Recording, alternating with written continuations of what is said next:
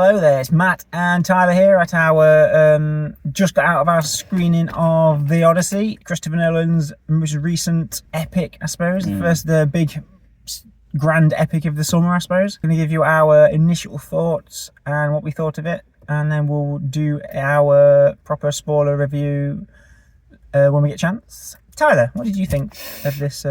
Initial thoughts, really enjoyed it. Don't think it's my favourite Christopher Nolan. No? No. Not that I was going in expecting it to be. No? But I think it was a solid film. I mean, there might have been some parts that were a little bit drawn out, but I feel like we needed it for the storyline. So I can't really complain there.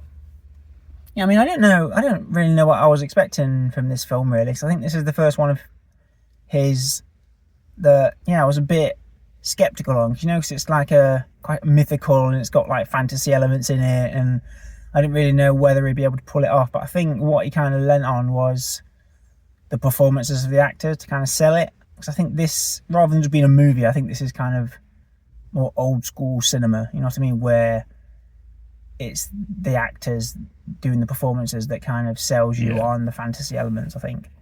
Because if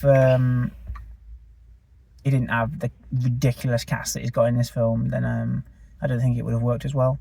Definitely one of his most ambitious movies, I would say, because there's a lot of things at sea and a lot of having to think how to do certain elements like practically, which I think he did a really good job of. Standout performances, I'll probably say, were probably Matt Damon. John Leguizamo was good. I didn't expect him to be in it as much as he was, but he was good.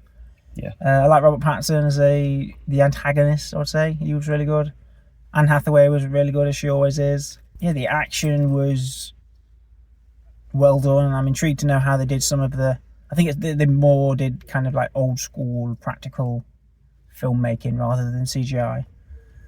Some of the bits were genuinely quite like scary as well, I would say. Like, yeah, I think it was the way it was because shot. Yeah, because like it seemed so real, like it was like genuinely scary. It was quite good. Yeah, like I think as much as like the storyline might not have been my favourite, I feel like one of his, for practical effects, this one's one of my favourites. I mean, close second would be Tenet, just for how it's filmed and obviously how it works with the storyline, but I'd say this has a lot of visual effects instead of practical, or more, what do you call it, without CGI. I mean, looking at it, I think there was like one really glaringly obvious CGI bit, and it wasn't. Didn't take you out of the film that much, I don't think.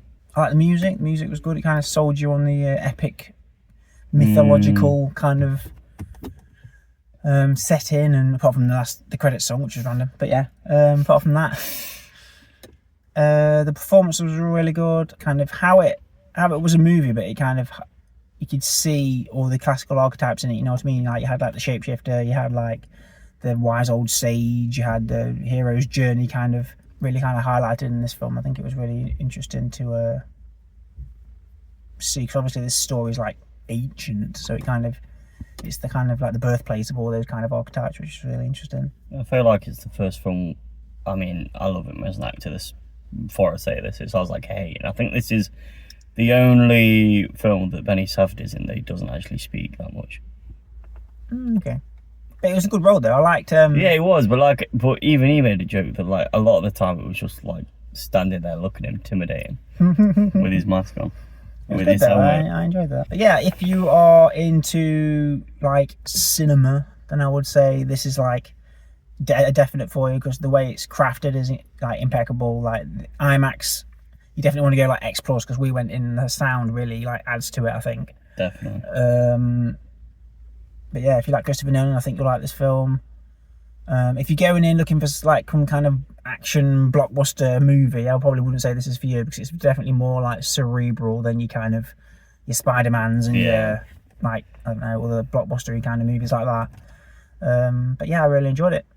Me and Tyler are going to be doing our full review at some point when we get a chance to sit down and let it culminate in our brains a little bit, and then give you all the stuff that we want to dive into, all the likes, dislikes, rating, all that kind of thing. That'll be coming next, so stick around and wait for that. We'll see you soon.